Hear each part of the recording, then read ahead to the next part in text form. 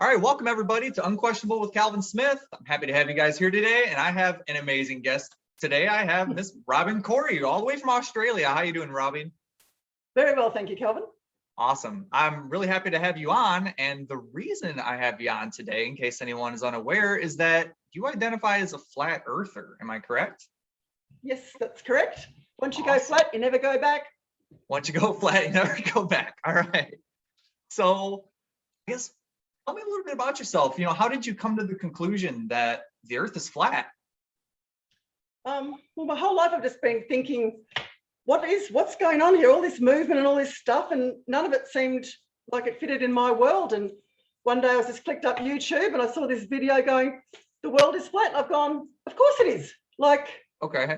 the ancients knew what they were doing. It's just NASA have come in to take the mind control. It's all for control. And once you work out why they did it and how they did it, it all just falls apart. All the solar system and the spinning and when you look into it, it's laughable now. Okay, interesting. Sorry, I'm just got my phone up here. So first things first is you're in Australia. I've heard of some flat earthers saying that Australia isn't real. Where do you stand? Where do you stand on those flat earthers? Because I've watched legitimate videos of people trying to disprove the existence of Australia and other continents. Well, because of the flight paths, this is what really gives it away that we live on a flat Earth. I've got quite a few photos that I'll show you on the flight paths on a flat Earth. When you're here in Australia, to get to, say, Africa, you have to fly up to the northern hemisphere to, say, Dubai or India, and then you fly back down. But on the globe, why wouldn't you just go around the bottom? But you put it on a flat Earth and it's a straight line.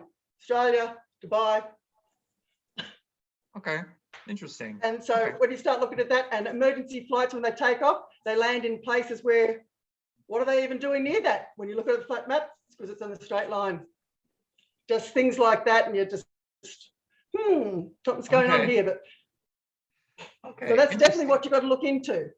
Okay, so what do you think the sun and moon are? Like, how do they work in the flat Earth model?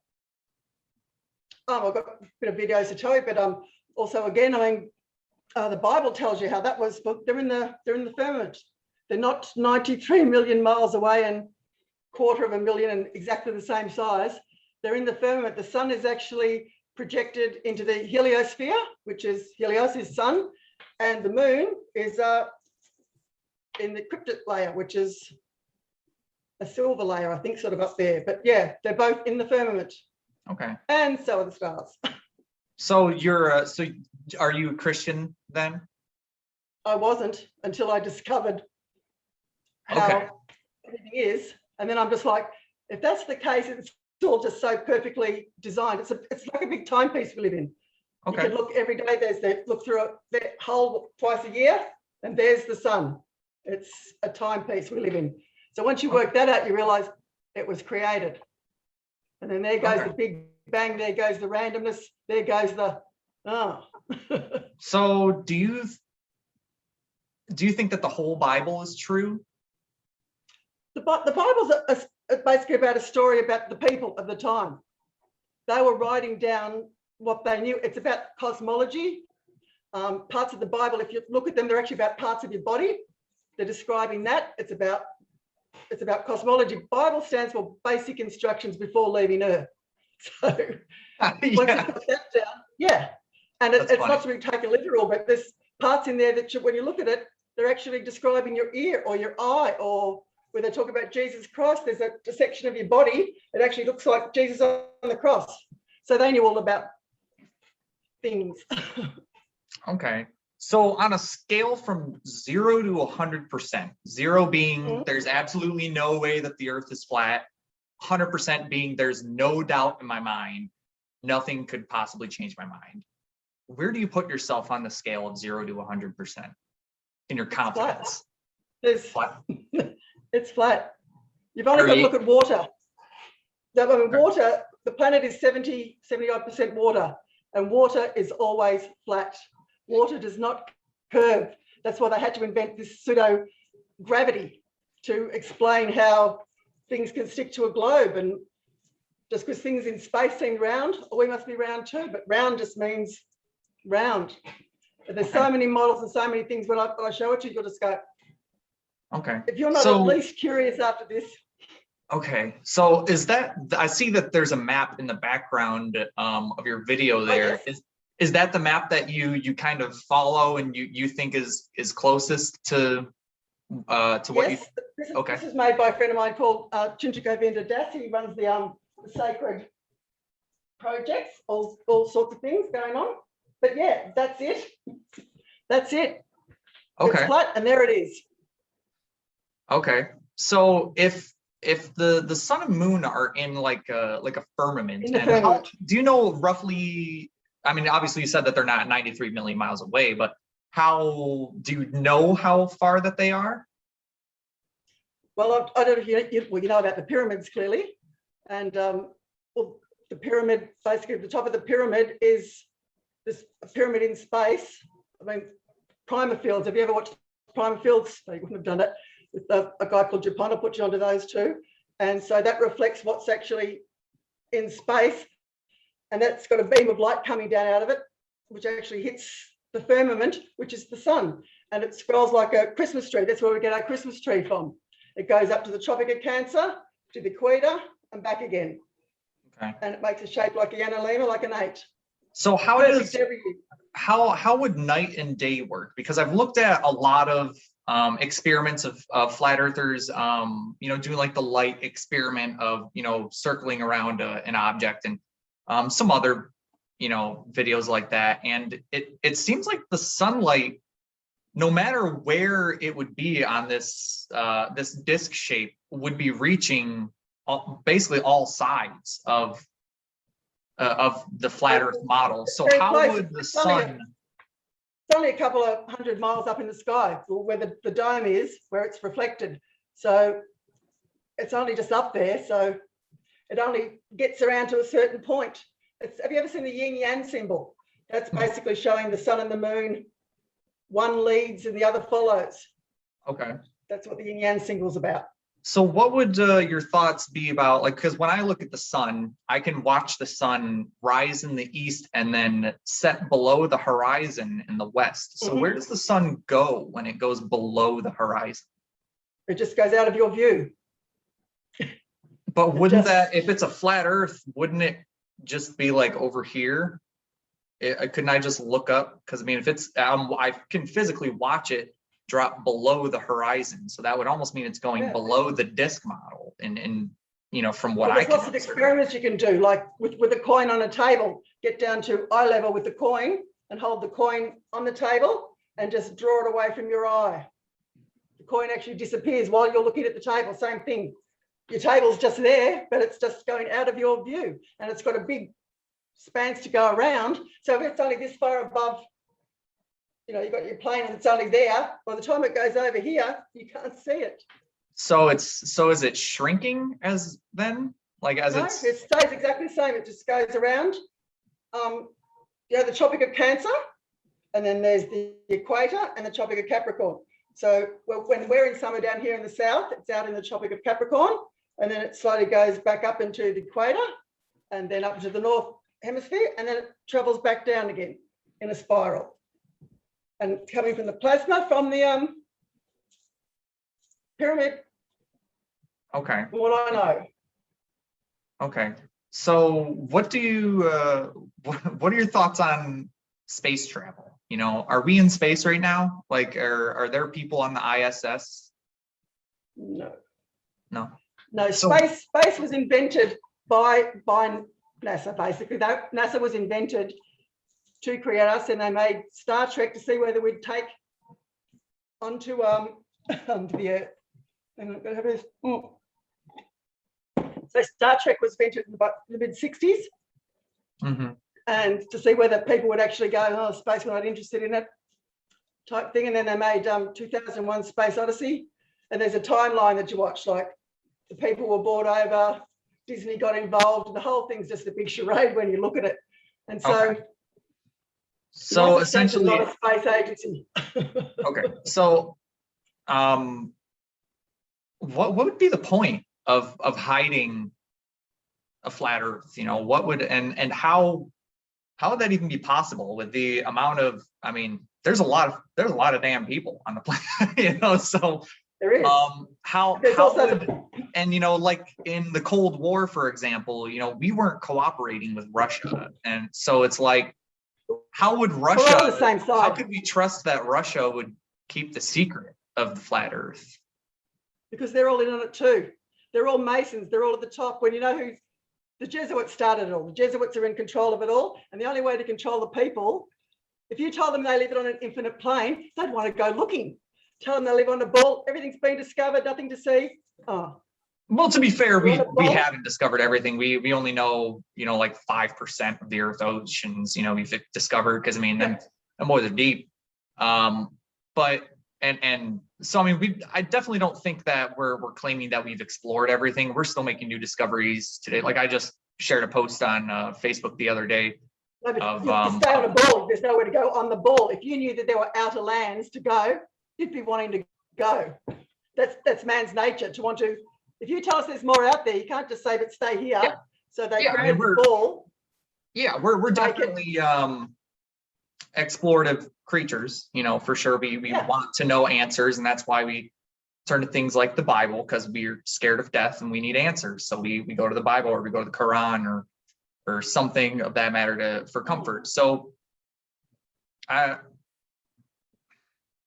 okay, so as far as you know, you said that you're close to the ice wall, being in Well, Australia. that's what we say. Yeah. This is Right, what we're right. on about near the ice wall. But I mean, even according to your model, like even looking at your model, sorry, my phone's kind of blocking it. I can see your model. You're not super far away from the ice wall. I mean, you're closer than I am, being in Michigan. Yeah. So how come Australia is a pretty warm place? Does it snow in Australia? Yeah, it does. A couple of miles up that way. It does. Gets around. Okay. So And it how gets cold because come? How come, like, when you're standing on like the coast of Australia, you can't just get some binoculars and see the ice wall from you know, some special binoculars? oh, it's pretty far. I mean, it is pretty far, and we can only see so far too. Like our eyes are only so good; they can only see so far.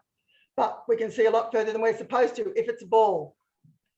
If Okay. it's a ball, there's a certain amount of measurements over water. It's 8 inches per mile squared, and so at 100 kilometres over water, there should be a 6,600 foot dip, which means rail guns wouldn't work, lighthouses wouldn't work, and all of a sudden, oh, they do. There they are. And Interesting. people have gone out with lasers over water. They're doing tests left, right, and centre. They're all going, oh, it's flat. So are there people on so I guess before that, do you believe in like the North Pole, South Pole? Like, do you believe that they're I guess how would directions work in the flat Earth model? Is how would Well, the a North Pole be compass, the North Pole and the South Pole be the South Pole if the South is the south is all the way around. okay? So do you think And the that North Pole only works with a compass, and a compass only works if it's flat. so couldn't we just go in like any direction, like, I don't know, go off the coast of Madagascar and just take a diagonal angle and just keep going until we eventually reach some ice?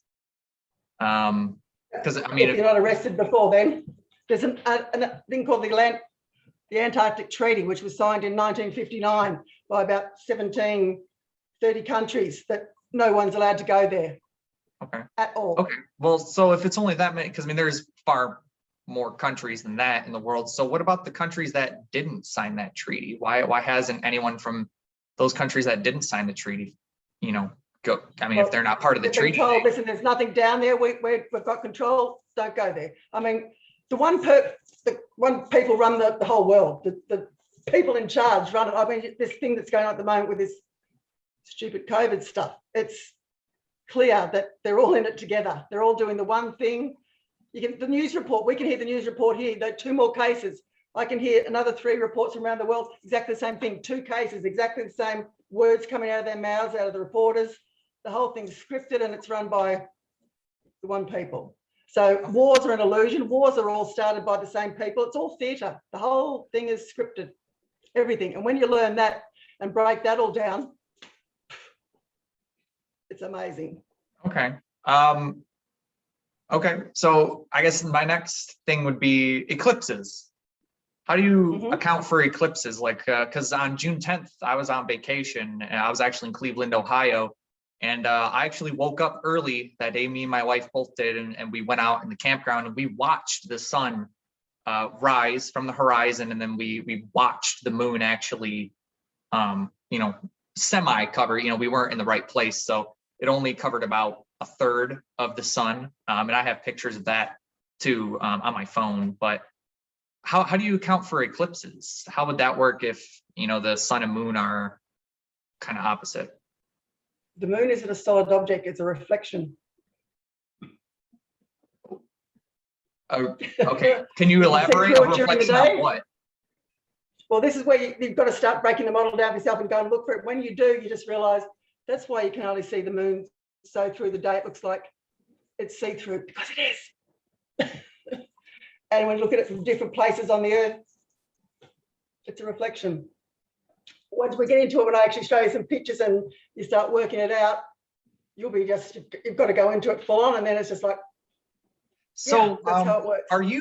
Do you have expertise in astrophysics or aerodynamics or? I'm a human being with eyes and a gut and intuition. Okay. So you would think that these scientists that spent, their entire life, all their money and time and everything, and actually could, physically go to space, you think that they're lying?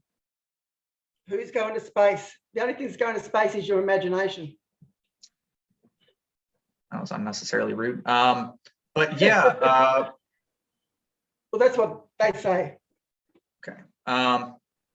Yeah, it just, I've been ever since I messaged you, actually even a couple days before I messaged you, because I wanted to get a flat earther on. So I was like, I'm gonna hunker down, I'm gonna look at some of this stuff. And so I started off, I looked at the flat earther point of view for a couple days, and I watched legitimate flat earthers give their arguments, and I took a couple notes here and there, and just to get back to it. And then I went on my own, and before I went to professionals in the field or whatever, and I tried to break it down myself. And I can actually go outside and calculate the curvature of the earth with some sticks if I wanted to. And how do you do that? Well, when the sun is directly above you at noon, you can put a stick there. I'm not an expert, so, and I haven't actually gone out and done this experiment, but I have seen many people do it. And so when the sun is directly above you and it's shining down, it casts a shadow.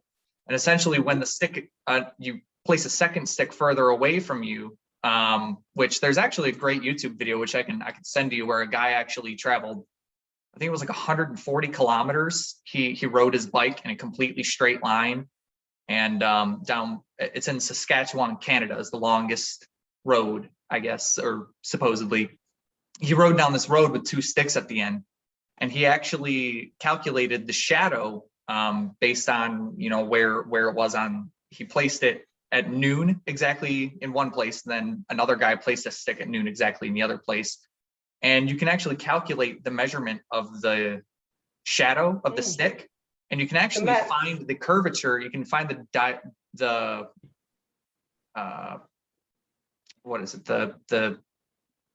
circumference of the earth using the measurements of the shadows, which is how they made the ball, by using maths. It's a man-made construction, and it works exactly the same on a flat earth because the sun's closer. It's exactly the same thing on a flat earth. Okay. So closer. I'm just having a hard time understanding what would be the point, because there's people who like Felix Baumgarten. I'm sure you've heard of Felix Baumgarten. Yes. the big space jump, you know, where you can actually see the curvature of the Earth. So what do you think? Where did Felix jump from? Fisheye lens. They used a fisheye lens for that. You cannot see the curve of the Earth. Neil deGrasse Tyson will tell you the same thing. No matter how high you go, you cannot see the curve. Well, apparently. Over the past couple of days, I watched a lot of Neil deGrasse Tyson. He tore flat earthers apart. He came out and he said, he's like, I don't know where people are hearing this, but he's like, I've never said any of that. So the thing is that Neil deGrasse Tyson has come out and said that he doesn't believe that the Earth is flat, and you know, that guy's a lot smarter than I am. What would being in control of whether the Earth is flat or not, you know, what would be the point of controlling that? Like, what would be the benefit? Well, for starters, when you look at it, it's to so you'll feel insignificant, take God out of the factor. You're just living on this little ball spinning through. You're soulless, you haven't got a soul, you're just a pleb on a planet, a mistake. You come from pond scum. No. Okay. But when you look at the Earth and you realize it was created and it's divine and everything just is here, it just makes a whole heap of difference. Okay. Because if you think you're nothing, you won't be living a significant life. Well, because like from my standpoint, I'm an atheist, and you know, I've read the Bible. I'm actually reading through it a second time right now. I have a trusty Bible sitting right here next to me. Trusty Bible. But you know, I've read over Genesis 1 a lot, and I literally just read through it again yesterday and really tried to look at it. And my issue is it's just a book. You know, there's what I found helping is actually getting a Bible teacher, someone that's actually can decipher all the things that are in it. Do you think that someone can't understand the Bible unless they're taught it? Well, you can understand, like, there's words and stories, but when someone actually is an expert in it, they can show you these things. It puts a whole new spin on it. That's even hard to explain. All I know is I was an atheist my whole life too, until I went, oh my God, how arrogant of me to be thinking that that's how it was. So if for example, a Muslim were to come up to me with the Bible or the Quran, I mean, and say this is the infallible word of Allah, and it says nothing about flat Earth in it, how can I determine who is true? Well, you've only got to look at their drawings of their ancient cosmology. Every one of the ancients had the same cosmology, something round with a tree in the center with a dome over the top. Every cosmology of all the ancients were all the same. But couldn't that be just because of their lack of understanding? Couldn't it be just they didn't have spaceships back then, like we have rockets today? And so, you know, they look at the Earth and, you know, they look over the coastline, it looks flat, you know, there's no way to, that's how they navigated by the stars. All the stars are still in the same place. No. Polaris is still in the same place. Have you heard of the precession of the equinoxes? Equinox, yes, yeah. Polaris is not in the same. So 6,000 years ago, actually, the North Star was Thuban. And the pyramids actually proved that, because they actually made direct chambers in the pyramids where you can look up through these chambers and see specific stars. And now the star is to another one. But they depicted and described Thuban. But if you're spinning through space, at least all the thousands of miles a day that you're supposed to do, and every night you can look up and there's Polaris in the same spot for our time at the moment. Every night's still there, and yet we're spinning around that way, spinning that way, spinning that way, and there it is. Mm-hmm. You know what I mean? Every night it's still there. But in 6,000 years, or probably even less than that, probably only, you know, 1,000 or so years. I'm not an expert. It's going to be a different star, and we can. Meanwhile, for these 6,000 years, we can make maps of how the stars are. We've got astrolabes. There's a thing called the Antikythera mechanism. Do you know about that? I don't think so. Educate me. That was found 2,000 years ago off the coast of Greece, and it's actually got 56-7 gears in it, and they've actually rebuilt it. And to buy a watch with these gears in it cost about $2 million, but it's basically the first computer, and it predicts everything down to a T. They've rebuilt it, and they found it at the bottom of the ocean, and it's a flat Earth tool, which the astrolabe was the sundial. The reason the sundial works is because the sun travels, not the Earth. The Earth is still, and the sun travels over it. That's why sundial's a sundial. Okay. So those sort of things. Okay. Okay. Airplanes. So these guys are going to school. I actually have 2 or 3 pilot friends on my Facebook, and you know, they're certified pilots. They can get in a plane and fly it, and their whole, I guess, way to fly is altitude. They need to know altitude and longitude and latitude, and the problem is that that's not possible in the flat Earth model. So because altitude, That's not possible.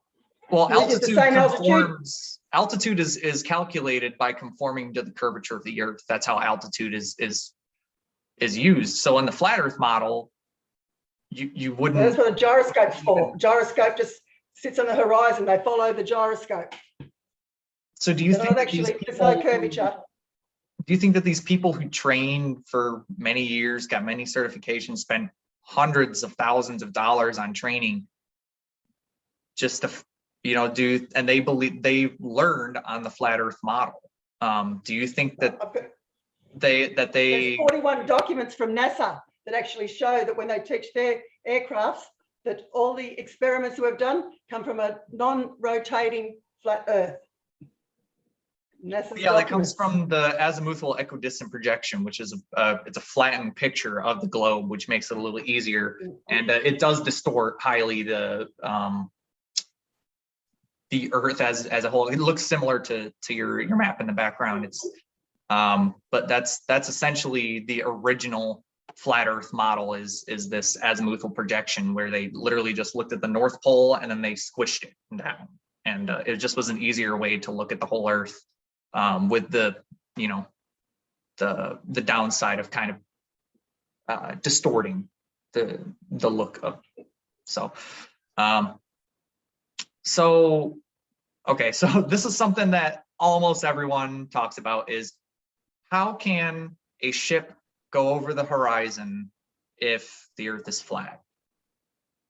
How far away is the horizon? Well, I honestly don't know how far the horizon is. I honestly didn't, you know, write that down or anything. I know I saw it somewhere, but I didn't write it down, to be honest. Yeah, well, the horizon, it's another trick that they taught you. So that's how you know it's a globe, because it's only just going out of your sight. If you get binoculars or a telescope or a camera with a good zoom, it zooms back in. But I watched a video, actually maybe two hours ago. I watched this video of this guy who literally had a camera fixed on a ship, and I watched it from, you know, right there, you know, literally, you know, not too far away from the camera, but, you know, obviously it was still in the water.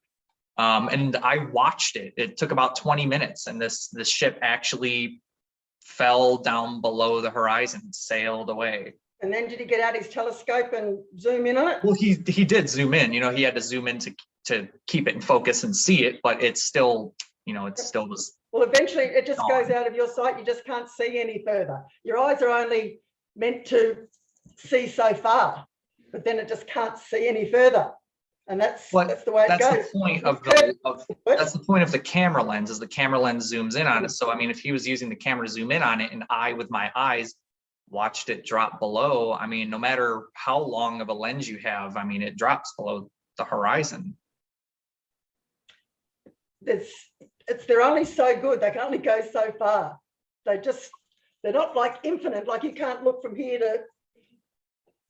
That's not how eyes and those sort of things work. There's atmosphere that gets in the way. That's what atmosphere is made out of: air, oxygen, dust particles. You can only see so far. Okay. That's how that works. Okay. Okay. Space. Do you think, like, what is, so you believe that there's a dome, correct? The firmament, yes. Okay. So do you have a theory as to what's outside of that dome or firmament? Well, there's lots of theories, but at the moment, more water and we can't go out. I mean, if I was to show you these pictures and some of these, the way that the flat Earth actually works, we're talking about the bowl, how the magnetism works, the whole thing, and how there's nothing out there. Space is incorporeal, Earth is corporeal, which means we're Earthlings. We vibrate the same rate as the Earth. So we're meant to be here on Earth. We're not meant to go anywhere else. That's why we put a lid on top to keep us in. So is your flat Earth belief kind of contingent on your Bible belief? Like, if the Bible was, for some reason, I don't know what would cause this, but if the Bible was proven false or untrue, I don't know what would make that happen. No, but if it was, so would that change your flat Earth belief? No, because what the Bible is not, it's a story of a people. So when you actually get that it was the people of that time were writing down their disaster, they were writing down what happened, their paintings. This was basically what happened to them, you know, thousands of years ago. And this is the story of the catastrophes and the things that happened. And so it's not actually, it's not a religious belief. I'm not religious at all. But when you read this book, I mean, if something was disastrous to happen today, the people that were left would probably write down in a way that the people that wanted control wouldn't get hold of it and burn it. Remember the big book burnings that they had in Alexandria and all the things that were, do you know how much knowledge was burnt and lost in those fires and times? Lots.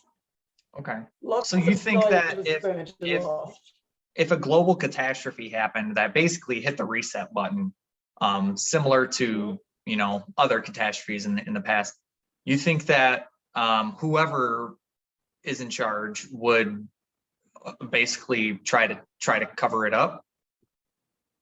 Yeah, definitely. Because when you know you live in a clock system and it's a system, and you know that every now and then, when it gets to a certain point, something goes boom, you would hide that from the people. Otherwise, they wouldn't get out of bed and go to work and work for you. So cover it up. Don't bother looking at the sky. We've got it all under control. You just go off to work and have fun. But the thing is that if, for example, you know, if, for example, NASA came out and said, like, hey, look, guys, we messed up, Earth is flat, you know, that personally wouldn't affect me at all. I would go upon my day. I would still go to work. I would still pay my bills. Just the Earth is flat, you know, that's so. And I'm pretty sure a lot of people out there would just go, huh, look at that, Earth is flat. Okay, cool, you know. And yet they don't. Because they have a power to be and come out and say it. But if the average person comes and tells you, listen, dude, wake up, it is flat. Water. You really believing gravity holds millions and millions of gallons of water to a spinning ball? And gas pressure. You can't have gas pressure without a container. What's holding the gas? I mean, at the same time, a globe earther could look at your model and say, you know, the sun is, you know, rotating around the Earth. How is the ice wall still there? You know, what's global warming? How is global warming is quite literally melting the ice. So, you know, there's not really much of an ice wall to look at anymore. It's kind of fading away. That's not. So do you believe in it's melting at one end, but it's being built up at the other at the same time. They're not telling you that. Right. So do you think that there's like scientists and stuff on this ice wall? Yeah, there's people working down in Antarctica, but it's basically stay away from the north. Oh, you're breaking up a little bit. Santa. Like Santa Claus lives in the North Pole. Once you've got rid of Santa, no one ever thinks about the North Pole anymore. And what is at the North Pole? Right, but I mean, we can test that Santa Claus isn't real. You know, we can we can test you know, that my parents bought the the presents and put the presents under my tree. And we can go to the North Pole, and we've been to the North Pole and can see that there's no workshop there.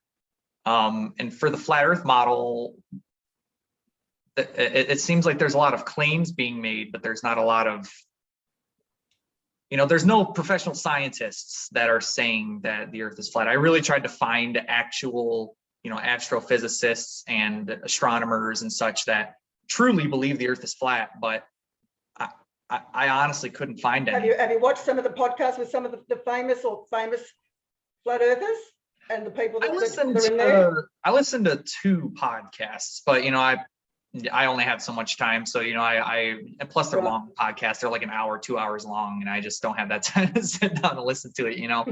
But I really did do my best to try to find some sort of scientist, and I was even going to try to find someone and email them and get their thoughts on it. But I really couldn't find anybody.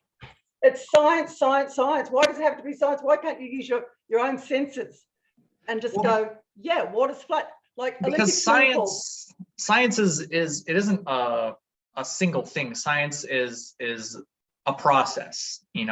Science is continuing to test and come to a conclusion, or multiple conclusions. So the thing is that demonstratable, repeatable, right, and verifiable. So any test that these scientists are saying they make, we should be able to retest.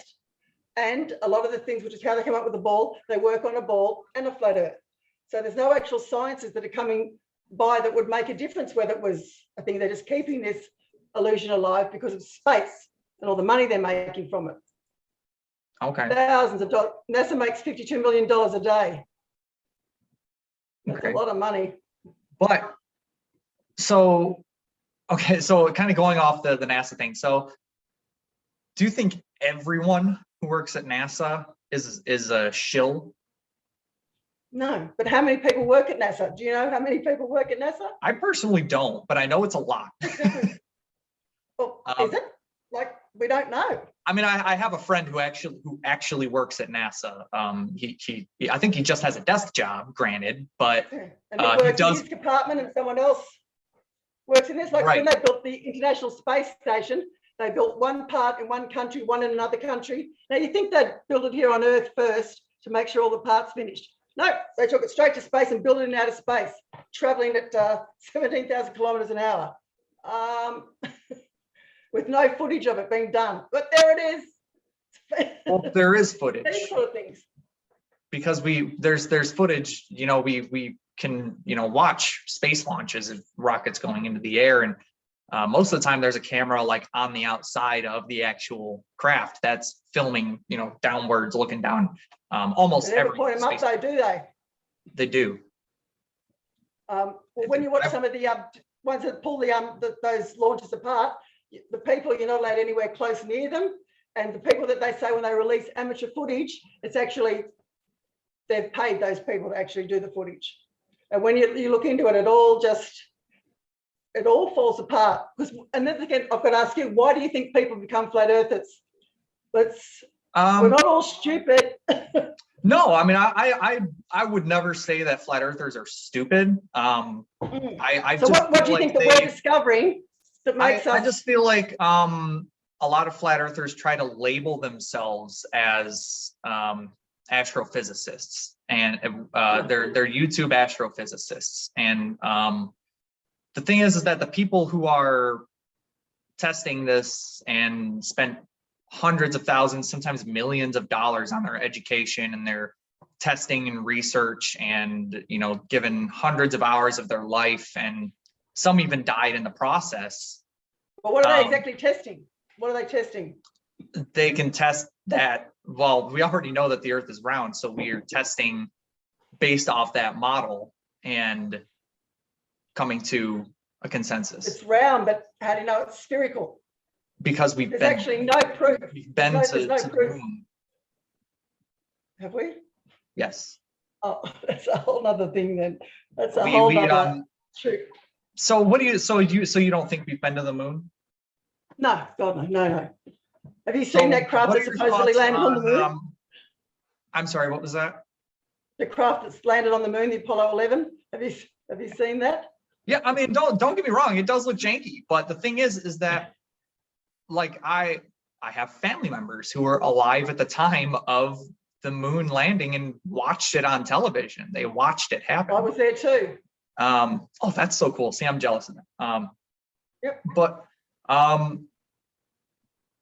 so we can actually shoot a laser to the moon. We actually left like a little mirror type of mechanism to where we can actually shoot a laser up there and it will come back to us. They were doing that before the moon landings, shooting lasers off the moon. Well, yeah, but they weren't coming back is the thing, because there was nothing up there to reflect it. Yeah, so there's lots you've got to look into. I'm just like, it's just mind-blowing. Anyway, sorry. Where I was kind of getting to with the NASA thing, with scientists, is that where is like the cutoff point? Like, where is like when you become just a regular guy at a desk job, and then they just grab you aside and they're like, look, we're going to promote you, but we have to teach you this one thing, you know, and they just like teach you what would they have to teach you? It's only the people at the top that need to know. That's what I'm saying, is that, I mean, if they're going to promote you, I mean, that's what I'm saying, is at what point do you learn when the earth is flat? Like, when is like the promotion? Like, what's the next step below knowing the earth is flat? There's probably no reason that you need to know. Flat Earth is an awakening for yourself when you realize that it was designed by mathematicians to work, to, like I said, some of the things work out. It works out the spherical thing for you, but it works out for us flat if the sun's closer. It's all done by maths, and there's no reason for anyone to know unless you find out for yourself. Like Olympic pools, can we agree the Olympic swimming pool is flat? You don't even have to measure that. So when I get, you know, when I look through a telescope, I can actually, you know, find Mars and Saturn and stuff like that, and actually get a telescope, which I've actually done this and seen the planets. What do you think those are? Like Mars, like lights. People. The lights in the sky. Even though they're moving? Yeah, they're called the wandering planets. All the other stars are fixed. And I mean, because they make big plates that go on telescopes with holes in them. And like at certain time they put them on, yep, there's all the holes. Night after night, those stars are still there. And the wandering ones, they're the ones that travel around. Well, that's the thing, is that they aren't not moving. They're just, we're you know, we are just a blip in the vastness of time, you know. So it's going to take a long time. Like I said, it's going to take thousands of years for the North Star to change to something else. That's right.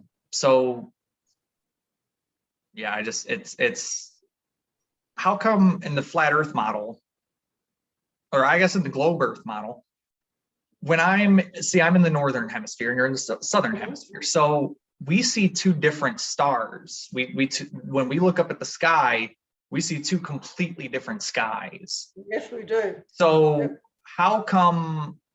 Because in the flat Earth model, I would assume that we would look up and see basically the same.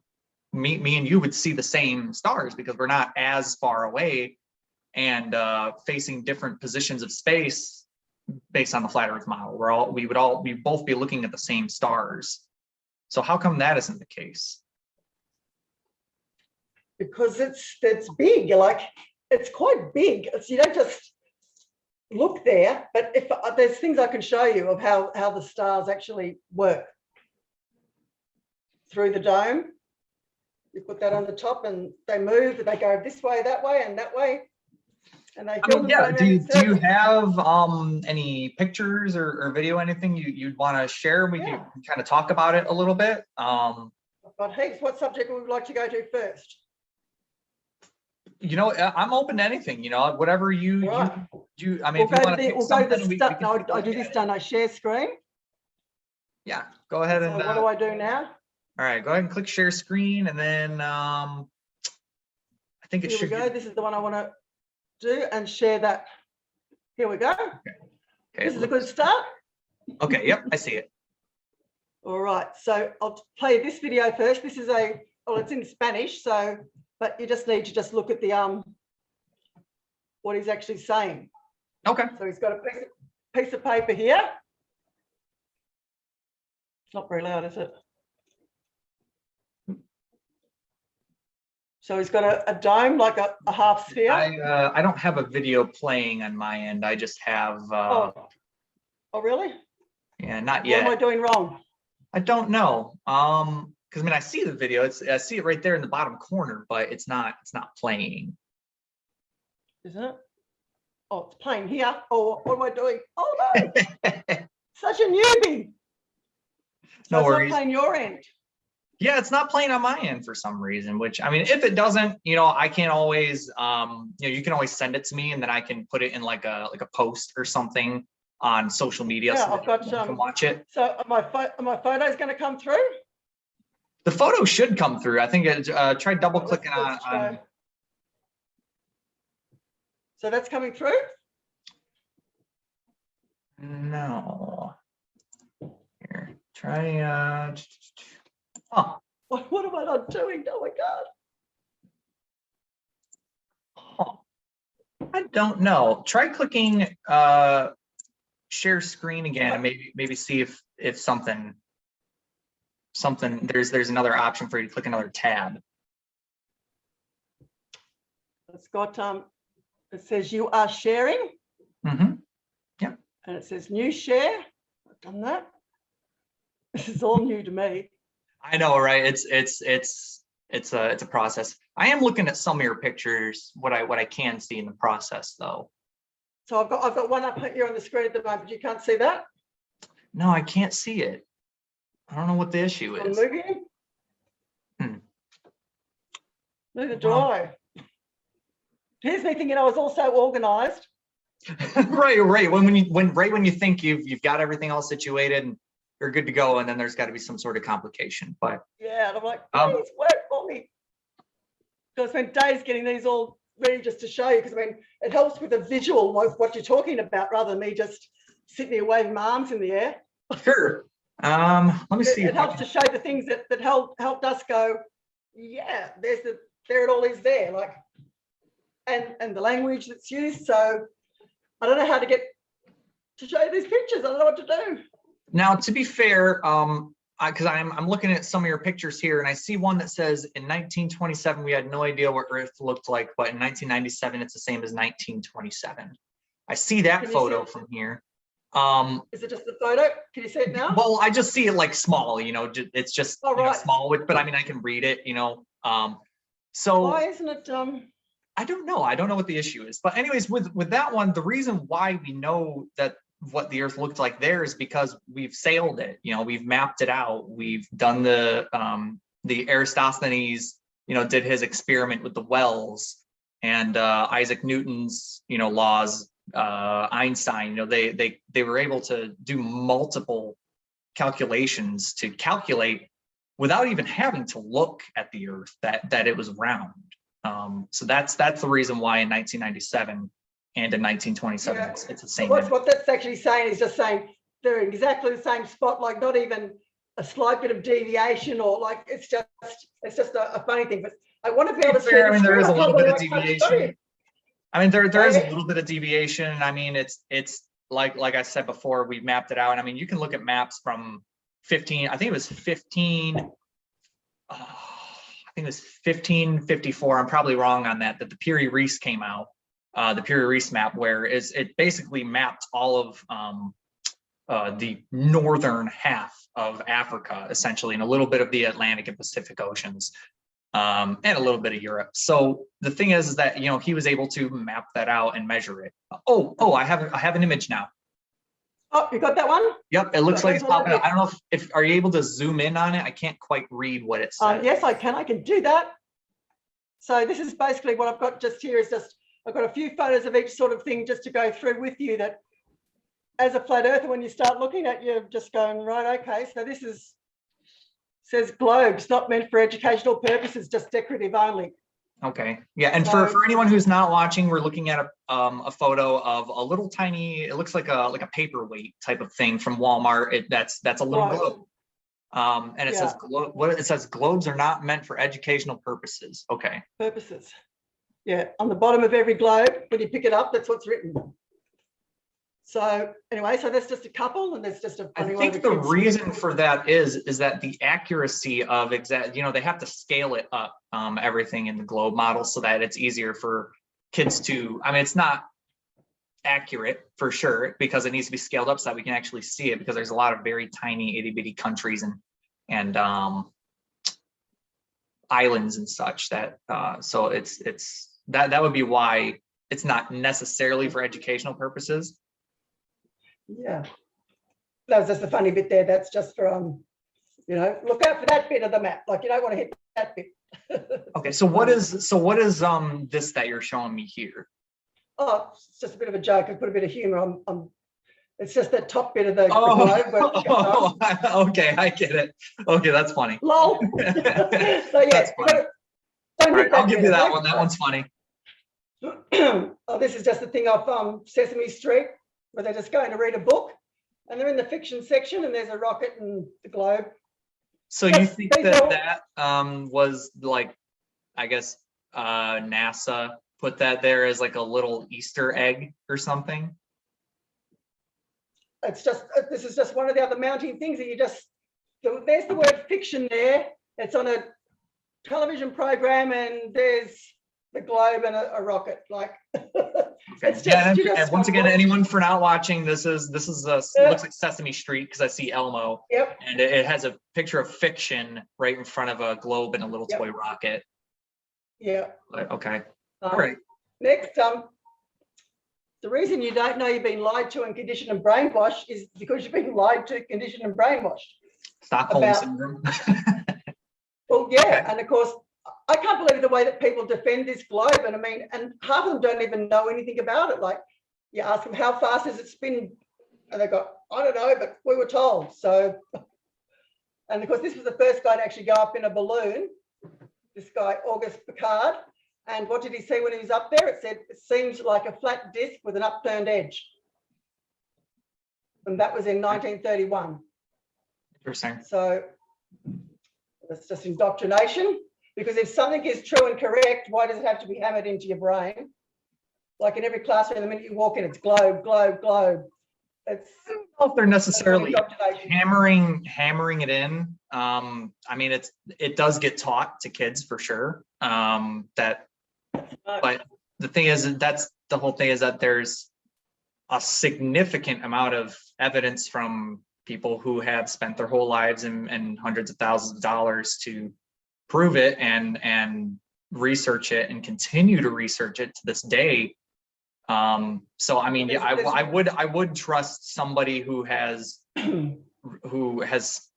done that rather than somebody who looks at a couple Eric Dubé videos. And yet there is no proof of us moving, or there is absolutely no proof. When you actually look for it, there is none. I would disagree. There okay. is none.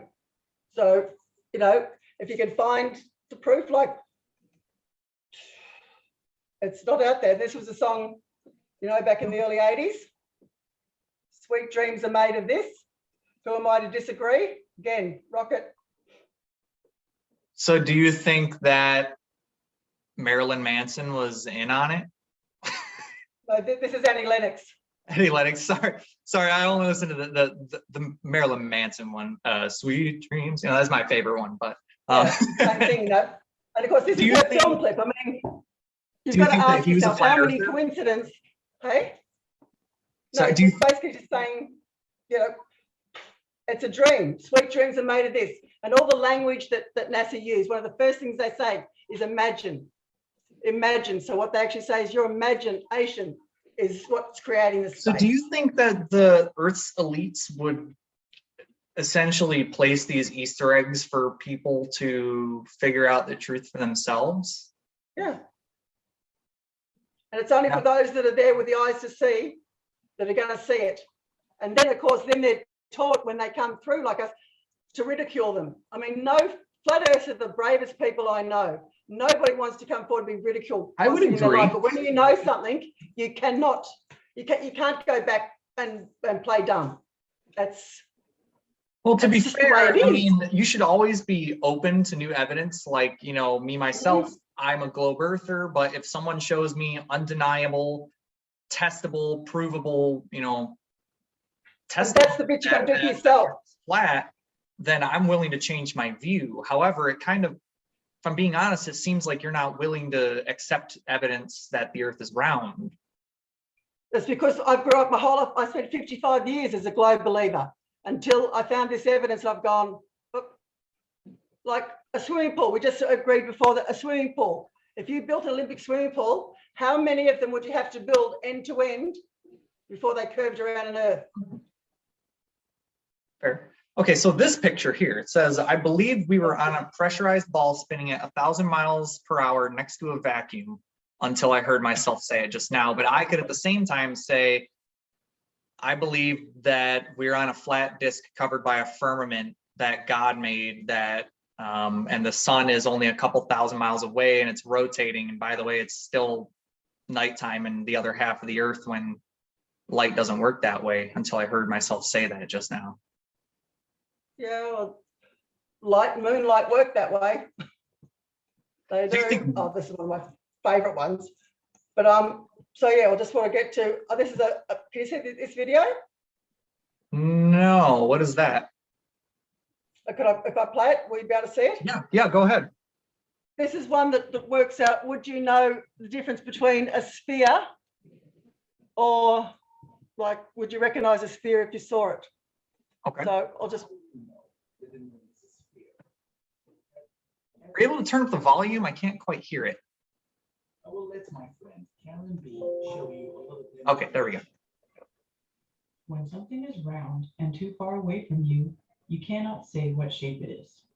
It can be a flat plate, it can be oblate, it can be concave, it can be a sphere. You just can't tell. Here are 4 objects. They all look round, right? But are they all spheres? How would we know?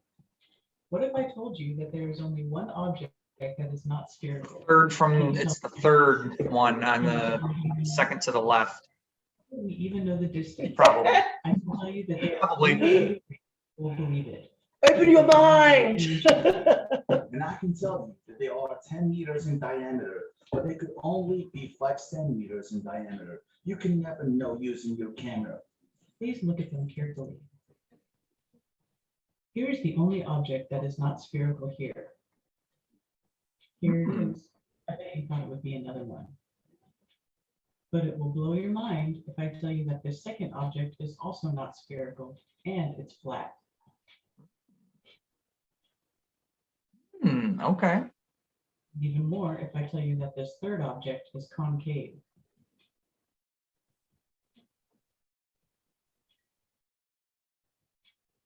But how about this one? This is the only spherical object. We could have an oblate object and you would think it's spherical as well. So looking at something round does not mean it's a sphere. Look at this moon right here. Does it look round? Yes. Does it look like a sphere? Yes. Is it really a sphere? Let's find out. Well, it's not. It's flat. You got tricked again. Who told you the moon is a sphere? NASA. Space agencies have been caught lying many times. How can you trust liars? If you think that they really went to the moon, then you need to do some good research. Yeah, and it goes on like that. Well, this is a great map. This is the Knowles School prediction of the winds. They actually took this when Flat Earth first came out. They took this projection away. So, but I quickly snaffled a picture of it. So it's just the winds, because everything works in a vortex, and Right. everything vortexes. But then that's kind of that. The winds are a vortex, but in the southern hemisphere they rotate at a different direction than the The other northern way, hemisphere. yeah. So how Yeah, would that okay. work in the flat Earth? Well, it's on the equator. So when as the path of the sun and the moon go around, the sun is positive and the moon is negative. And as they're traveling, of course, they go the different ways. Now in this model, this is not where the sun is, and notice how it splits half and half directly in the middle. That's not how light works. The light would kind of bulb out like that, even if it was not as far away as you believe. It would bulb out. So I mean, in fact, it would still be daytime in what looks like, I think, Russia, like northern Russia area, because that's how light works. Does it? Yes. There's the yin yang. That's how it works. So this is the moon traveling around. As it leads the light, the dark comes around. See, but with that picture, it's still going below the horizon. I just am having a really hard time understanding how it's rotating above us, but it's sinking below the horizon. No, it's just going away from our view. It's a really, really big place, and if you've got a ball only that far, you can only see so far. There's so many experiments that you can do for yourself, and that's what the flat earth, you can lead the people to it, because when you start actually letting go of what you've been told by other people, and that you have been indoctrinated, and you actually go and find out for yourself, this is how flat earthers become flat earthers. But the thing is that I guess you could say I was indoctrinated to believe that the earth was round because I was a kid, and yeah, right. Because I mean, in all, we just don't know when we're kids. We're told and we believe it. That's just how it is. But as I've gotten older, and I fell down a rabbit hole probably 5-6 years ago, where for a couple of days I was a flat earther. I will say, for a couple of days I was like, yes. But then I just like thought about it and realized that it sounds. What did you think about though? What exactly did you think about? The horizon, that the sun sets, so it can't be above us. It can't. It just can't. No matter how far away it gets from us, it would not sink below the horizon unless it sank below the horizon. That goes for the moon too. And the fact that technically the fact that technically the South Pole would be the South Pole everywhere. Like if you say go to the South Pole, I could literally start going in any direction and reach the South Pole, which is the ice wall. But that has never happened. No, because that's pretty hellish out there. And when you get out there, there's no petrol stations, there's no food. Exactly. Really so that's cold, exactly really why rough. we haven't been to the ice wall, because it's a barren wasteland and you could die right. going out there. So that's exactly why we haven't been to the ice. It has nothing to do with this global elite. Well, there's that. But so this is how it works on the flat earth. So that's what the Christmas tree represents. It represents the path of the sun as it goes over the earth. And the Christmas tree at the North Pole, which is the North Pole. And you're down here, and this is how the sun travels. But and so here's the edge. I'll just show you. I mean, this is the South Pole. There's lots of ice. But as much as it's melting off the front, it's also being regenerated at the back when you know how the system works. And that's what is to discover. And when you do, you're just like, right, we live in a system, literally. So right there, I see a guy right there in the bottom right corner there. I see a guy standing there. So why didn't he just find the edge? Why didn't he just turn around instead of going, woo, he just like walked off into the distance and just, I think he's got a snowmobile or something there. But, he's already there, he's on the ice wall, and I thought that was illegal to go there. Wherever Barry might be, it's another 4,000 K or something. What are you going to do? There's no supplies. Operation. Exactly. So I mean, if there was went down there. If there was a base of some sort of people experimenting, whatever they got going on, Operation. If he can get up there, then anybody could just get enough food and water or supplies or enough people and do an expedition.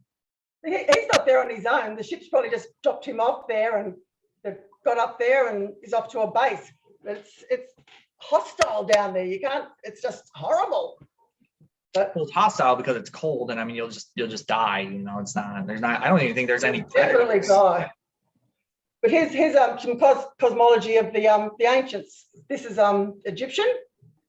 This is how they represented.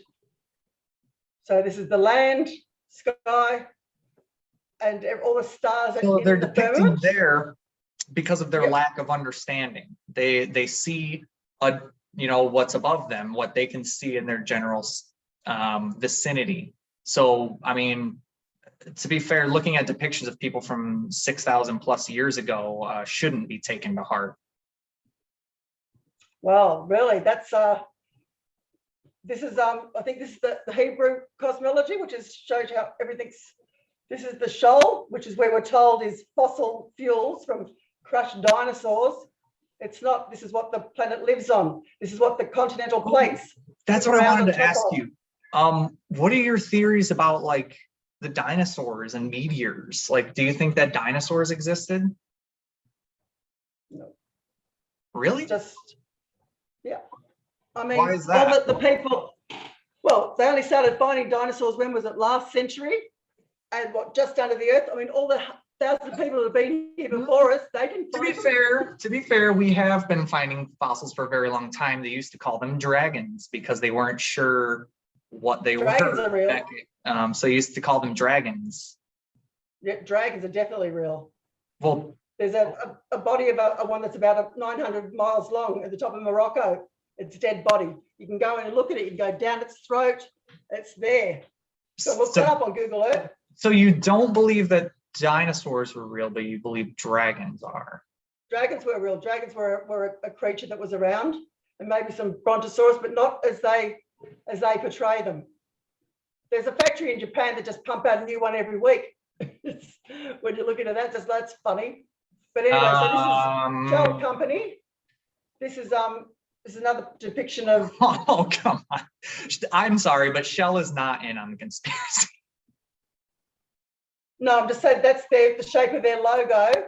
And Yeah. they call themselves. No, I mean, I Shell. understand. It's just like, it But they seems know like that- flat earthers are taking abstract things and fitting the flat earth model to it. No, they know that oil isn't a finite thing that we were told. We were told that it was fossil fuels and they're infinite, they're going to run out. They're not. It's just what the earth, it's there, it's infinite. It's Sheol, which is what it's called. So you do think that Shell is in on the conspiracy? Well, yeah, although the barons that made the oil.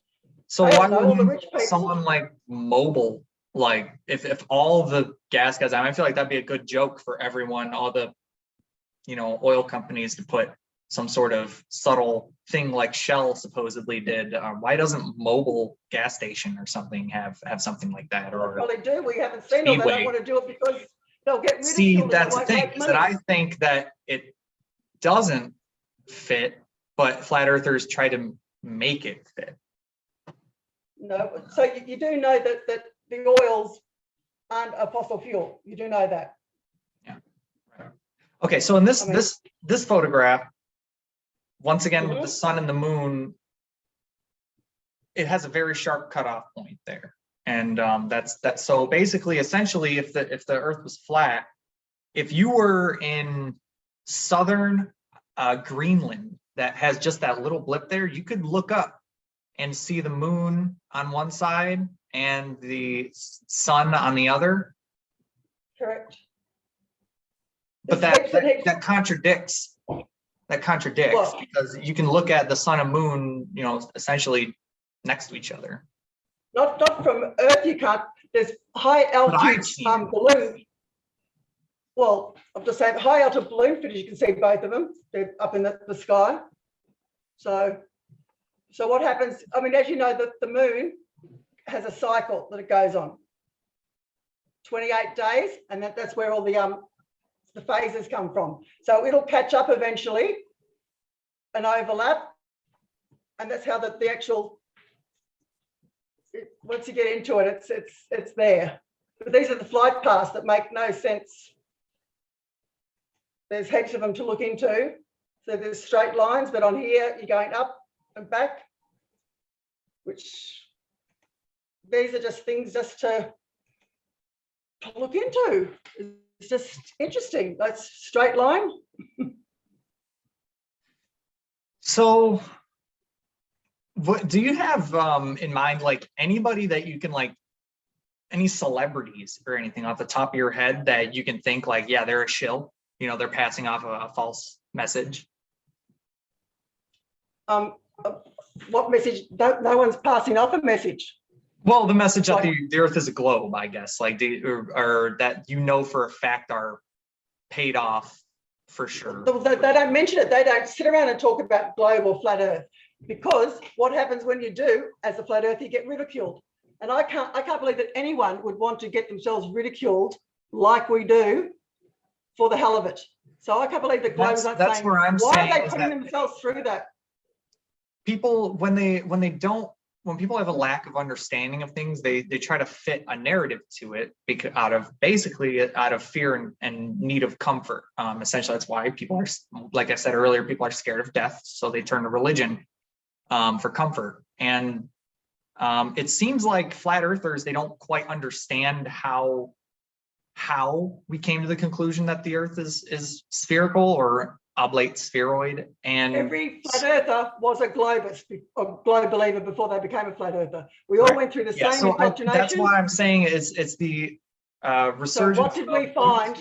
of YouTube that is making people essentially armchair experts as opposed to listening to the experts. Like water, I'm still waiting for someone to show me water bending. Well, Water is flat. well, that's where I go to the ship sailing over the horizon. Well, I mean, but can you show me an experiment where water bends? I personally cannot, but you know, I don't know. But I mean, I don't know, to be honest. NASA and Yeah. Disney friendly. What was okay? Well, that's just basically said there's a timeline I'm getting to in a minute to show you where they all. Okay. But this is Werner von Braun. He was brought over the 200 Nazi scientists to set up NASA, and this was what's written on his gravestone. Can you read that? Let's see. Psalms 19:1. The heavens declare the glory of God, and the firmament showeth his handiwork. Werner von Braun, 1912 to 1977. Okay. So do you think that just because a guy was a flat earther and he put a Bible verse on He's his not a flat gravestone? earther. Well, I mean, according to you, I guess. I mean, Werner von Braun, you know who he is? yes. Yeah, the head of NASA. Right. The Nazi scientist who was brought over in Operation Paperclip from the war. 200 Nazi scientists were brought over, and they actually are the ones that started NASA. Operation Paperclip, if you want to look into that one, that's what happened there. And he knows that the rockets can't be built. He knows they can't get out through the firmament. So he put that on his tombstone. So here where he's do saying these that- rockets go if they're going into space and we can actually watch them leave the atmosphere? Where are they going? But are you really watching them leave the atmosphere? But have you heard of a place called the Bermuda Triangle? Yes. That's where the rockets are going when they leave from Florida. Sammy, we can go to the Bermuda Triangle legally though. So couldn't we just like go? I mean, you can go to the Bermuda Triangle and I mean, yes, you can. So why can't we just go to the Bermuda Triangle and find traces of, you know, some rocket fuel burned into the ground or rocket pieces or something like that? Because they go out there and get them first. That's just where they crash. So, and then of course we've got here Stanley Kubrick. who, So you would think that they're building all these rockets just to shoot them up in the air and crash them? well, they're mainly paperwork, you know, fireworks, and NASA are the biggest consumers of helium. If you've watched some of the launches that people have broken down, as the launches are taking off, they actually bounce. When you put it in slow motion, now if a rocket's going to take off, it doesn't come back and bounce. They're helium, and they're shot off by big firecrackers And Well, they're so only what do you filmed mean? by. So what do you mean by bounce? Like they're in the air and then they bounce while they're in the air? Well, while they're taking off still on the, where, you know, the launch pad. Well, they They just bounce because that's them taking off. Because they're full of helium. But that doesn't work with the physics of the amount of fuel and rocket fuel that's coming out of the bottom of rockets. I mean, it would blow it to pieces. Again, is it rocket fuel? This is what you're being told. This is the deception you've got to get through. You've only been told that. When you have a look at.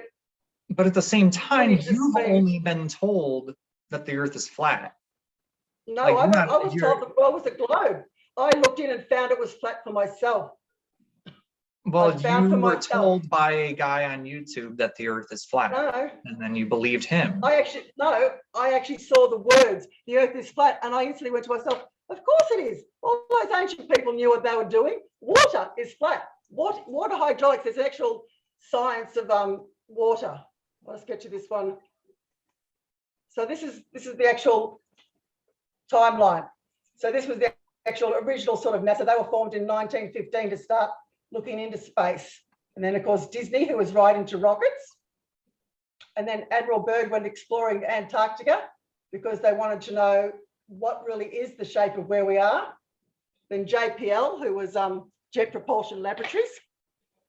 And then Bernard von Braun come after the war finished to work with Disney. There's heaps and heaps of footage of him and Disney talking about rockets. And then Admiral Byrd is in Antarctica. Then NASA was founded in 1958. The Antarctic Treaty was established. Kubrick meets with NASA. Or just the timeline. Just and then of course Yeah. MTV. Well, I mean, I don't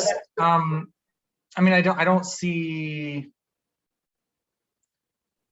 You know, I understand that all these events happen, but it seems like a natural cause and effect. You know, Byrd starts exploring Antarctica, and then Byrd finishes in Antarctica, and then NASA is founded, and then Antarctic Treaty because Disney Kubrick and rocket meets with NASA. scientists. What's that? Disney and rocket scientists, really?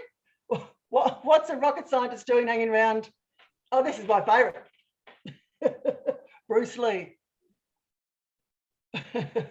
Pour water under a ball, it falls off. Well, yeah, to be fair, a regular ball doesn't have gravitational pull. That would be why that doesn't happen. Just like, I can pour water on myself and the water doesn't like all just stay on me. Gravity's still a theory. They're still looking for gravity. It's still a theory. No, see, the thing is that there's a misconception about a theory. Is that a theory it's something that essentially, I have actually a little blip written down about gravity here. Says to become a scientific theory, an idea must be thoroughly tested and must be an accurate and predictive description of the natural world. While laws rarely change, theories change frequently as new evidence is discovered. Instead of being discarded because of new evidence, theories are often revised to include the new evidence in their explanation. The theory of general relativity has adapted as new technologies and new evidence has expanded our view of the universe. So when we are scientifically discussing gravity, we can talk about the law of gravity that describes the attraction between two objects. And we can also talk about the theory of gravity that describes why objects attract each other. Essentially, gravity explains how gravity works, and Newton explains how gravity works, and then Einstein explains why it works. So that would the theory. So like the theory of the theory of blue spacemen digging under the ground is just a theory. That's just something that I thought up. It's a theory. Or blue guys built the pyramids. That's just a theory. But a scientific theory is something that's demonstrably testable, and you can prove it. But what's it proving? Two objects attract what two objects? Two objects that have general relativity, I guess. I'm not a NASA scientist, so I can't really explain how gravity works, but we already had buoyancy and density. which explains everything. I mean, if Newton's apple had fallen into a bucket of water, would he said, oh, stuff floats, it's buoyant, which we already had. Stuff falls through the air because it's heavier than the medium it's in. Stuff floats on water because it's lighter than the medium it's in. But the thing is that that's great. But I mean, the whole thing is, why does that work? And the why is because gravity and general relativity. Because it's heavier. We can't stay up in the air because we're denser and heavier than the air, where a butterfly can, because a butterfly is We're more helium dense can. than the relative air, but I mean, there's a lot of atmosphere, and a lot of atmosphere can hold in a lot of mass. So it's holding in all the water. It's holding in this thing that I'm throwing up in the air. It's bringing it back down towards the center of the earth. It doesn't need to. There doesn't need to be any law if we're flat. There's no need for gravity if we're flat. If the earth is flat and we're just living here, the water's already here. It's like a lake. You look at a lake and you've got some big rocks in the middle of it, right? You swim out to the rocks, which will say is the land. So you're on the big rock in the middle there, in the middle of the lake, and then you swim out to the edge. That's basically where we're living. We live in a big pond, which is what our telecom company here calls itself, big pond. We live in a big pond. Okay. Yeah. Okay. So this is, yeah, floating around on the water. Physics of water. Water is always flat. It's pretty flat. It's flat. It's flat, but I mean, the thing is that I mean, right there is the horizon. That's the horizon. So that's where that's where they're dropping off. Or going out of your view, look at this photo here. It goes back and back and back, but you can only see so far because of the atmosphere. It could be dense, there could be smog. You just can't see forever. Unless you were a NASA scientist or Felix Baumgartner that, you know, went past that point of visibility and could see the Earth. Okay, so what is this? What is this that you're showing? It's Tokyo. Tokyo. Oh, okay, that's Mount Fuji. Just nice photo. Let's put some nice photos. Yeah, it's just things like this. At what point does it start to curve? Like, well, I mean, you can't. I mean, to be granted, you can't see it through the atmosphere there. Well, that's the point where the horizon is. Right. It's just a high altitude foot of the delta. Just interesting stuff. And there's the Nile. Just interesting. This one, just at 100 miles, any target should be behind 6,666 feet of curvature, according to science. Should be. Okay. Yep, we can see it. The rail gun. The rail gun wouldn't work. Now, why wouldn't the rail gun work? Well, if you know how a rail gun works, I honestly don't. That's why I'm asking. Well, yeah, a rail gun is that big and it shoots out and it goes 100 miles straight. Now, if there was a curve, it would either go through the curve or the water, because we're not looking over land. Now, the curve, because we know it goes straight, but it does. It does eventually fall, correct, into the water. I mean, it doesn't just nonstop. I mean, it eventually falls due to gravity.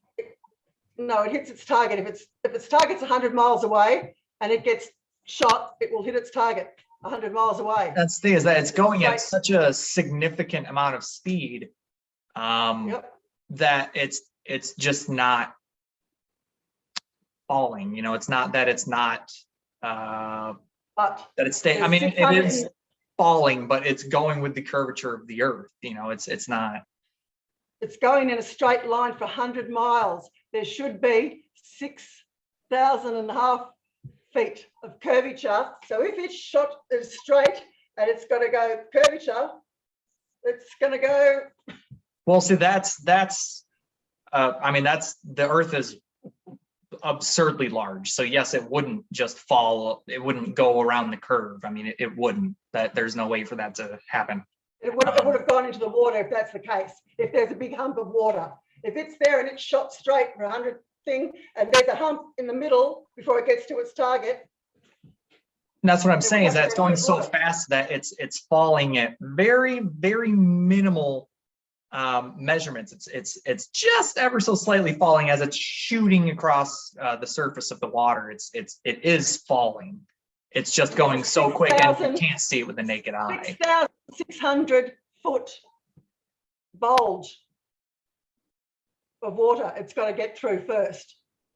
It's got to be flat all the way, but on that distance of 8, there's going to be 8 square per mile. It's done. There's a 6,500 foot bulge to get there on the maths according to the globe, and the railgun shoots straight. It's just when you really look at it, I mean, really take your eyes out and look at it. It's going straight. And this is the thing. It's too big to see the curve, or the ships go over the edge. They're going over the edge that way, but it's so long that way. There's no ships coming along there and disappearing. Do you know what I mean? It's both sides. But that's the thing, is that, I mean, I'm sorry, but it's demonstrably true that they go over the curve. I mean, no matter, there's not really any. Demonstrably is a very big word without proof, dude. You've got to go out and get some proof. And look, these guys have said that. I never said that. He said that you've got to do some testing. You've got to go do some testing. So the only way to know for sure is that if me as a lay person goes out and does some experiments with some sticks, that's how I can know for sure, as opposed to listening to people who have gone to space. And I mean, if these people are going to space, I mean, you watch them get in this rocket and shoot out. Find yourself a patch of water from one side to the other. That's let's say like that photo of Chicago, 50 miles. So you work out at 50 miles how much curvature you're supposed to have. If you shine a laser which is straight, you shouldn't be able to see the laser on the other side, and yet you will. See, Bill Nye here in this picture is saying the Earth is a closed system, as in there's an atmosphere and other shit that I'm not that educated in that's holding everything. And it's not that we can't, he didn't mean that we cannot leave Earth. It means that it's just a closed system, that we have a little essential force field, but not a firmament. What is that force field? It's the atmosphere and other scientists. It's not a firmament. And so what's holding the gas in? You've got to have pressurized. I'm not a scientist, so I can't attest. There you go. That's right. But at the same time, that's why flat earthers believe that they are scientists and have an explanation for it. Because we're well aware that science has become what is known as scientism. You've given up your own senses to the almighty gods of science because the scientist said so. Well, hang on, let me have a check of that myself. Like in school, that's the way it goes. Like in school, when they're teaching you science, they don't just tell you that this is true. They make you perform the scientific theory, and they make you test it and come to a conclusion for yourself.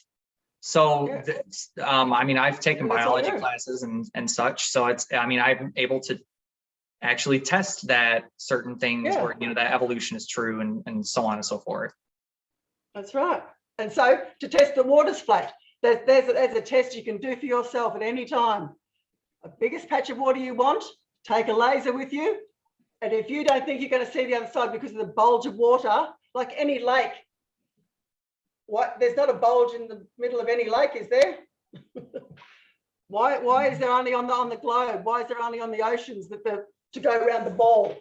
That's where the lake would have to be. I mean, that's the thing, is that the lake isn't large enough to see the curve. That's just it. I mean, I'm saying, you go to any lake and you'll be able to shine your laser over to the other side. Yeah. And you'll be able to have someone stand on the other side and go, gotcha. I mean, yeah, that's no one would contest that that's false. I mean, that's absolutely true. You can just like, I actually live right on a lake. It's Belleville Lake. It's less than a 5-minute walk away from me. It's technically my backyard. And I can actually go do that right now, go get my laser pointer and do that. But it's not large enough to show the curvatures. I mean, I can just see to the other No. side, no binoculars. I can see No, my buddy standing you on the wouldn't other see side it. of it leaving. So why would I But do if it that was test? there, your laser would show it. Because if you're going by the ball, 8 inches per square mile that the curve has to be. So the curve has to start somewhere. So on a lake, if it's like 100 miles across, there would have to be a 6,000 foot bulge in the middle of the lake. The curving has to start somewhere. Where? Fair. But basically, this one's what I'm saying. This is what a solid object can be like, goes in front of the moon. Like, you know, when they say that it's the Earth shadow, it's actually a thing called the north and south nodes, and they're just like this. So, but what this B is, so for anyone who's listening, we're looking at a picture of a wasp on a pool. It looks like it says, when it comes to solar eclipses, is a solid object even necessary? And it's got this B. Now this B is using water tension because he's very light and he's able to spread his body mass out and float. So that doesn't fit with why the Earth would be a shadow.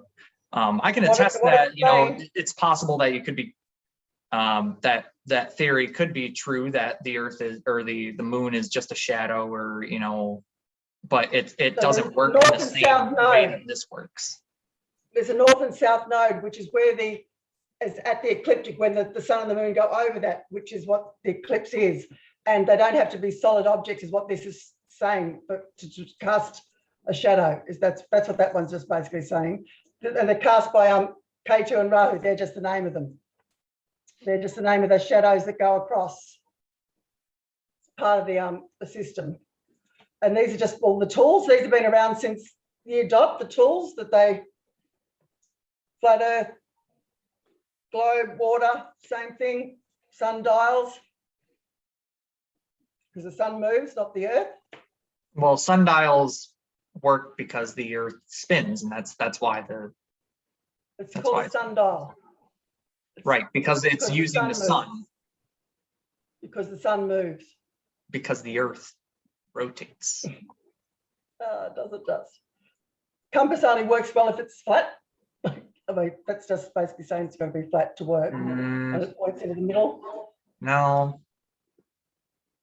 You can't hold a compass like that. Because for me, like, let's say, north would always be north. If I'm in Africa or Australia or Iceland, Greenland, north is north. You go up to north. So at some point with the flat Earth model, I would start going south. I mean, I guess that would kind of work with the globe model, I guess. Well, and here, if I'm supposed to be on the bottom of a ball, how does my compass here point north?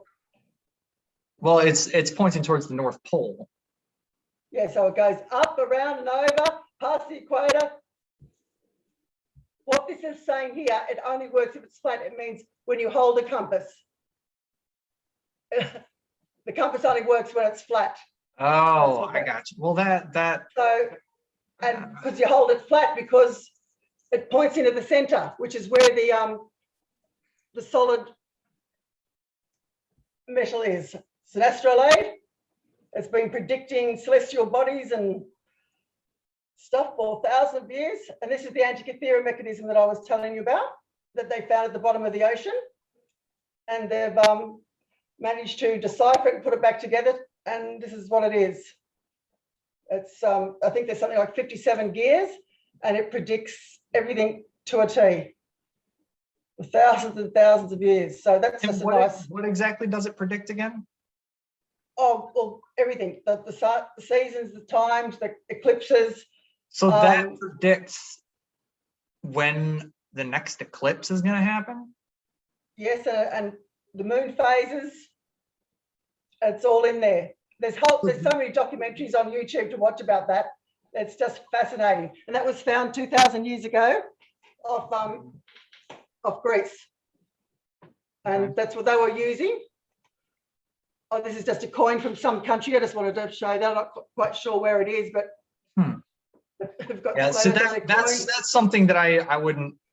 I mean, to be honest, that looks fake. That looks like somebody, you know, carved that into the back of that coin. It even looks like the Oh, edges that's of the interesting. coin. Well, I'm just saying it's interesting. There's a lot of mentioned the photos. What I'm saying, just saying vortexes and just beautiful patterns with the sun's taken. It's just, where's this one I'm trying to get to for? I mean, that's the sun's really close. Like it's in the clouds. That's just one taken at the same spot every one at the same time and every month. And it makes a pattern like this. It's called the analema. So that's the one the moon makes, and this is the one that the sun makes every year.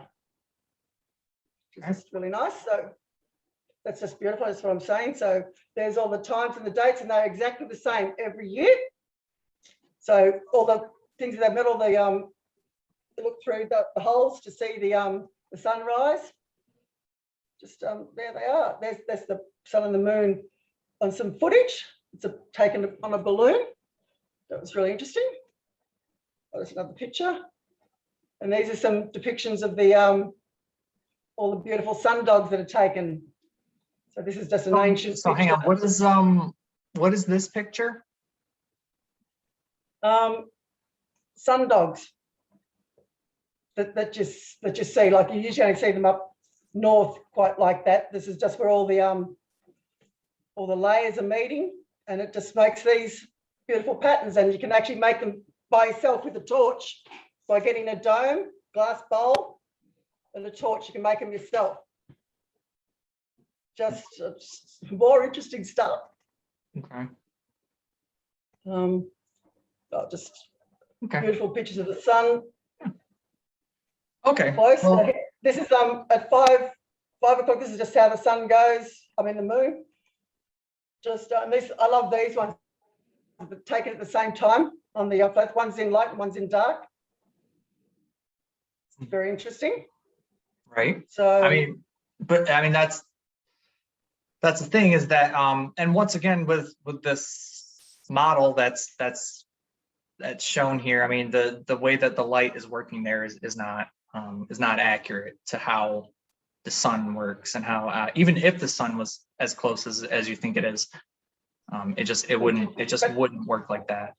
what is the sun? Do you know what the sun is? The sun is a giant ball of burning gas, and I mean, I'm once again not a scientist, so I don't know what the sun is made of, but I know that I have seen what the sun is made of. I've read what the sun is made of, according to NASA and other sources, and it's a giant burning ball of gas. It's using nuclear, I think it's nuclear fission that it's using.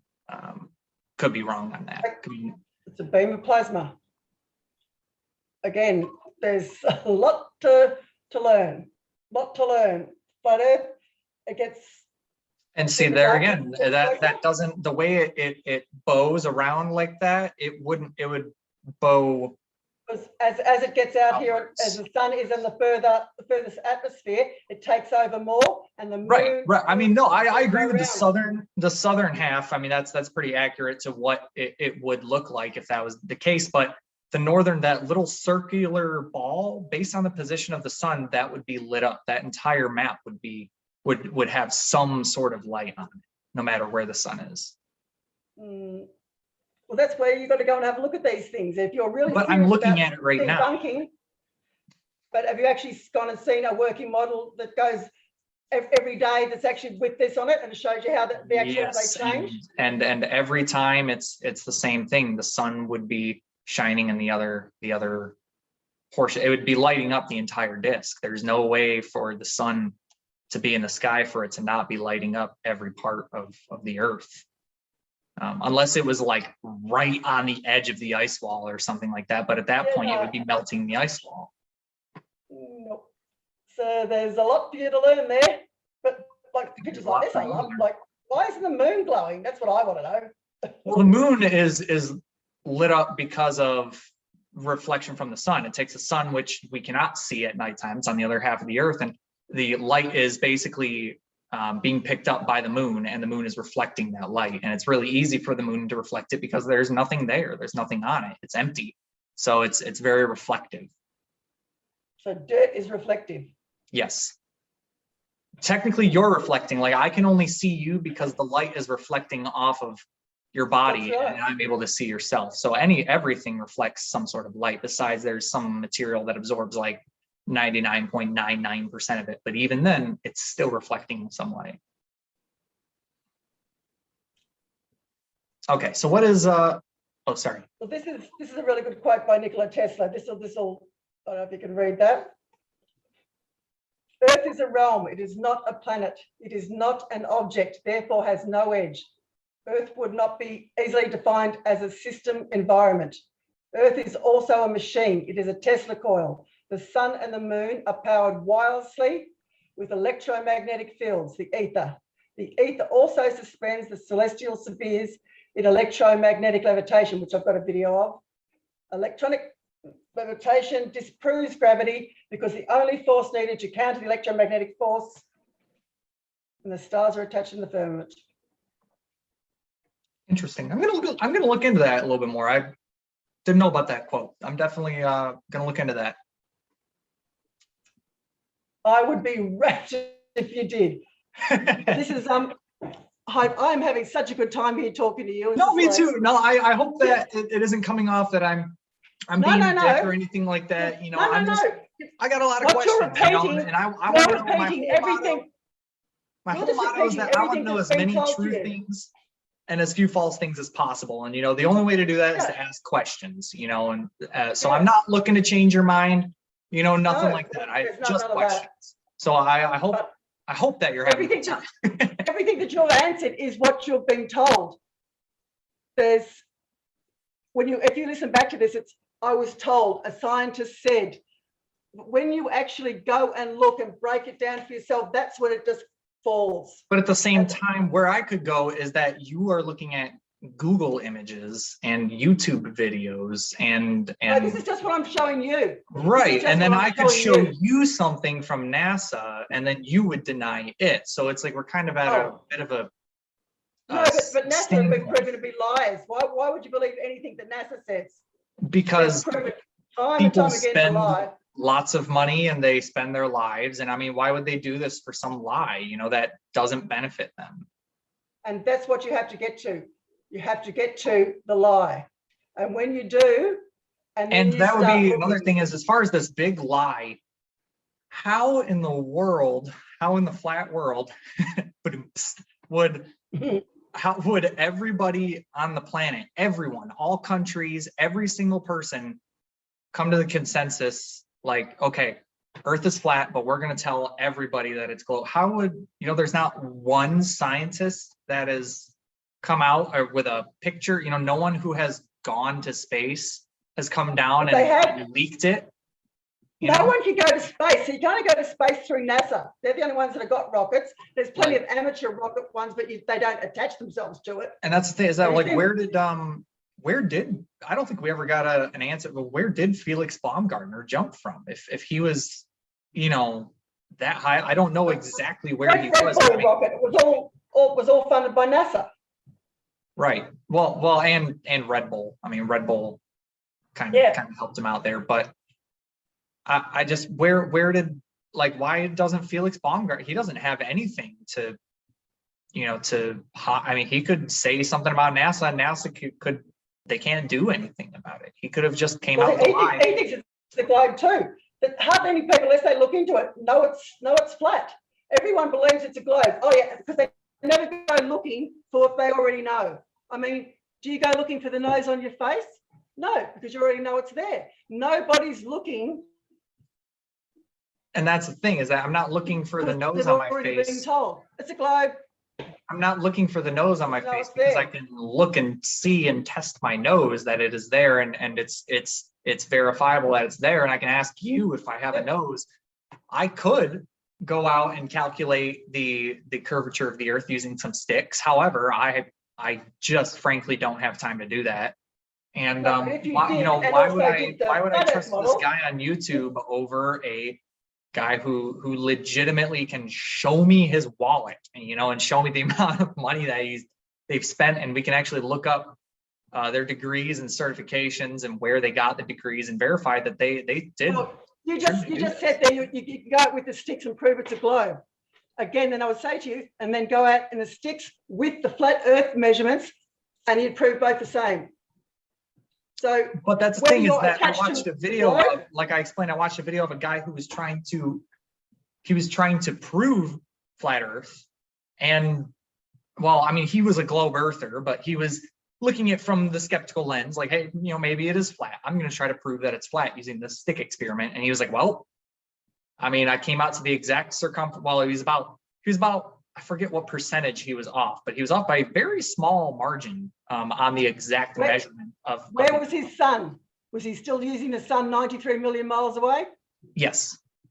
There you Well, go. I don't know, honestly. I mean, I don't know, to be honest. I If think you use the don't where remember. we say the sun is, it's flat.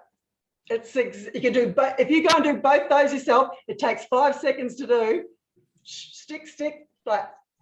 Stick. Oh, it's a ball. Whichever one you want to go to. But here we go with the hydraulics of water. Like, water always remains flat. Large bodies of water will never wrap around a ball. That's, if you can just get that into your head, that it's flat and it doesn't stick to a ball, you're halfway there. Like 70%. But that's the thing, is that's how gravity works. Is gravity and general relativity pulls everything to the center. And I mean, My favorite line from a movie called Total Recall is when Quato says to Doug, Quaid, open your mind. Open your mind. Let it go and go, maybe I've been lied to. Drop all that. That's what it takes. It takes letting go of your ego, your hubris, and going, am I really just going to hang on to something that I've just been told about, or am I going to go look? Okay. This is what old maps used to say in the middle. This is the magnetic center. We don't have this on our maps anymore. This is a that's like a magic card or something, right? Hey?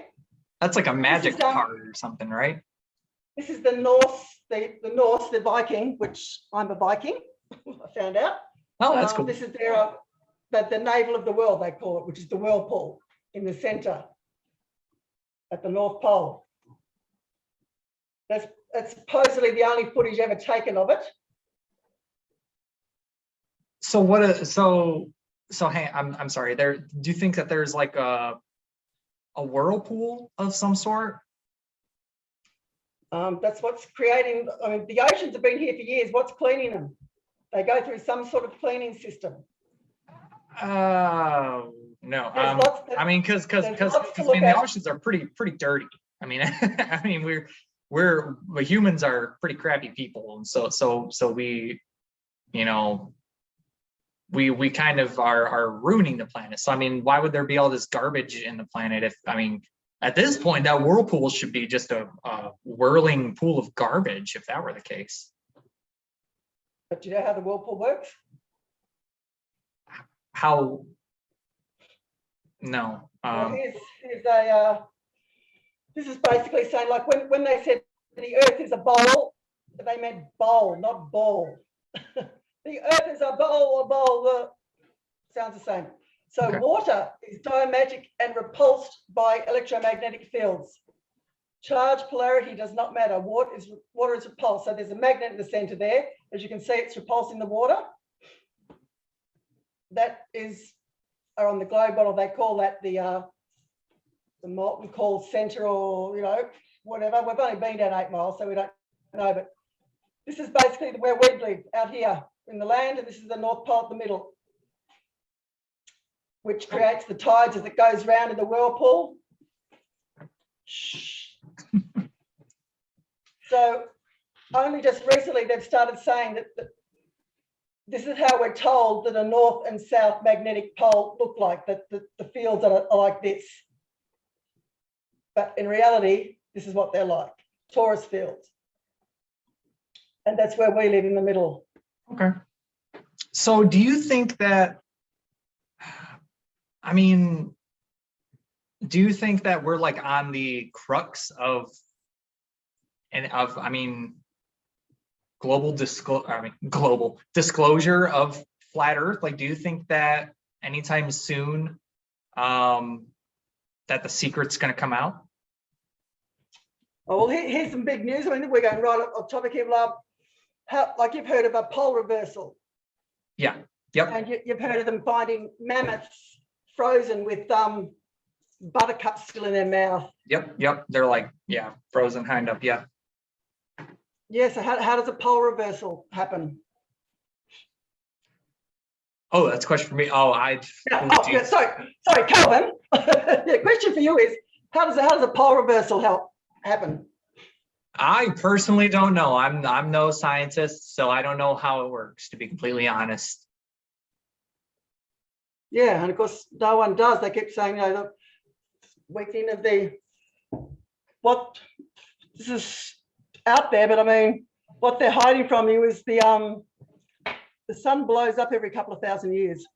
That's what they're hiding from you. That's why they're making it blows like explodes completely, like it gone. It novas and comes down and freezes everything inside, sucks all the air up, which is what the rapture is, which is written about in the Bible, which you'll see pictures in church of people being sucked up into the air. That's what happens, and reset, start again with the population. So just blow you away. my kind of standpoint is that I don't necessarily not agree with you. I just don't think that the sun explodes in supernovas. I think that sun flares are very, very common. They're more common than a meteor hitting. So I feel like, if anything, it could be large sun flares that could happen. I mean, there's like Dr. Robert Schoch, who basically has spent the second half of his life researching sun flares and the possibility of this definitely not being the first civilization, us being the first civilization on Earth, that there was previous civilizations that sun flares had wiped out. But so I don't not agree with you on that, but I do disagree that it's that close, though. If the sun is plasma, it's not an actual physical object. A stream of plasma, you send a plasma ball, and the plasma just resets, which is what the 7 days of hell are about when the Earth is created. On the first day, you had to put the sun and the moon back in. That's basically saying, when it all falls apart like that, by the time the sun resets, the moon gets back in, it's basically showing you how. Now I'm kind of iffy on going towards the Bible for evidence, because it also says that there were plants before there was a sun and moon, which just is impossible. Why's that? Because plants need sun. Well, they've just been planted. They've got to, you can plant a plant before you put it outside. You can carry it home. The thing is that if there's no sun, there is no possible way to get a plant without a sun. Like it is just impossible. Whether you're a flat earther or not, I mean, you can't. Like, try growing a plant in a dark closet. Try growing a sunflower. I'm not talking about the beginning of time. What he's describing there is after the sun goes boom and plasma and everything, what happens when the machine starts back up again? First, the sun comes, and then the moon, and then it all starts back up. Okay. So you're saying that these plants were left over from a previous civilization, and that's why there was plants before a sun and moon. And most trees you find in the world aren't more than 200 years old. Okay. And so how often do these novas happen? They'll tell you thousands of years ago. Right. Really? Okay. There's that. But this is how how do all these clouds stay up in the air if they're full of water? Like, why aren't they sucked to the earth? The average cloud holds enough water for 2 elephants. That's Right, well- tons and tons. So, okay, so Robyn, I hate to do this, but we've been talking for almost 2 hours. Oh my We've been talking. God. Oh Yeah. my God. Yeah, we've been talking for almost 2 hours. So listen, Oh my God. I don't know. So I would like to kind of wrap this up a little bit, if that's okay with All right. you. And I mean, I would No love to have worries. you on again some point. Well, you've got my number. You know where I am. Yeah, I've got your number. Is there anything before I let you go for the day? Is there anything you would like to show me, show the audience, or plug anything of yours? I don't know if you have a YouTube channel or No, anything like that you would I'm like to just plug. I'm just a grandmother. I've got 2 grandsons. I live here. I just research. I help people. I'm just a helper person. So now I've just got my little life that I just go on it. This is what the firmament's made of. There's lots to get through.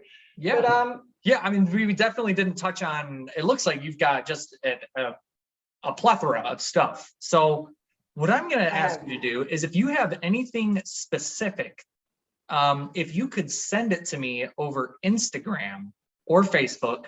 And for the audience, you can find me on Instagram at Unquestionable Podcast. And if you want to send anything specific to me, I'd be happy to take a look at it and try to put my skeptic hat on. And maybe next time I have you on. Yeah, I love that one. I shared that one on Facebook and my friends loved it. this one. But yeah. Yeah. But the orbit, that's funny. But yeah, I'd love to have you on again sometime. But yeah, I mean, I guess is there anything that you'd like to show me before I let you go? No, I've got so much to sort of just say to you. I mean, I can just yeah. Absolutely. I'd love to talk to you again. Yeah, absolutely. I will definitely save your number, because I mean, you're one of the more cordial people. You are the most cordial flat earther that I've ever talked to ever. And that's the thing, is that I feel like flat earthers they sometimes come off aggressive, if I'm being completely honest. Because and we've spent years being abused. Right. And that's why I kind of wanted to do this show, because I wanted to show that flat earthers they're able to be spoken to.